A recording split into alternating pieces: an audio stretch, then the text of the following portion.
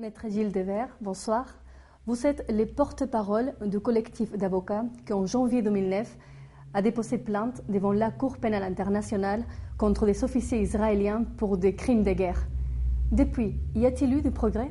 Les faits sont établis par le rapport Goldson. Tout le monde sait que des crimes de guerre et des crimes contre l'humanité ont été commis.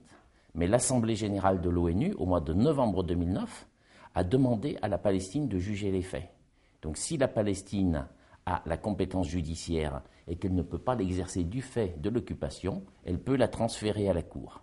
Nous sommes dans une phase d'attente qui correspond hélas au double standard qui marque toute la vie du droit international, mais le crime est trop gros pour être caché. Vous avez été mandaté par les ministres de la Justice de Gaza pour défendre les droits des prisonniers palestiniens.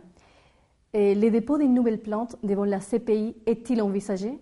Pour les prisonniers, c'est la torture systématique, des jugements qui ne sont pas équitables et des conditions de détention. 3 grands chapitres de violation du droit international. Donc oui, les dossiers des prisonniers seront déposés devant la Cour pénale internationale. Vous enquêtez aussi sur un autre dossier. À Gaza, on l'appelle les cimetières numéraux.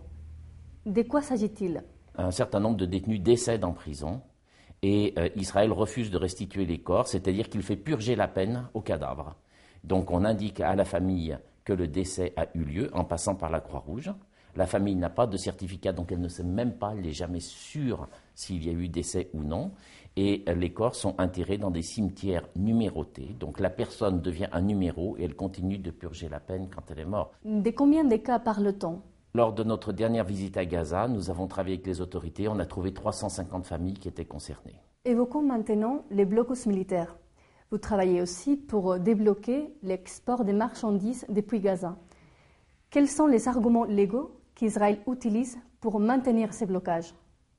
Raison de sécurité, ce qui ne veut absolument rien dire. Qui peut me dire quelle est la raison de sécurité qui interdit d'exporter des fleurs depuis Gaza? Ces fleurs sont attendues aux Pays-Bas, elles sont référencées. Et nous avons un accord européen du mois de septembre 2011, applicable au début 2012, qui libère les droits. C'est-à-dire que l'Union européenne, très culpabilisée de ne pas aider davantage la Palestine, a libéré les droits de douane sur les exportations palestiniennes. Donc dans la mesure où ces produits sont libres, nous n'avons plus à passer par les douanes israéliennes et des exportateurs sont en train de s'organiser effectivement pour des exportations de fleurs depuis Gaza à direction de l'Europe. Vous parlez des fleurs. Y a-t-il d'autres produits? L'Union européenne est toujours dans le double jeu et elle a dit que cette libération des droits ne jouait pas pour les fruits et légumes. Comme si le marché européen pouvait être menacé par les fruits et légumes qui viennent de Gaza. Donc pour le moment ce sont les fleurs, ça peut être les produits agricoles transformés.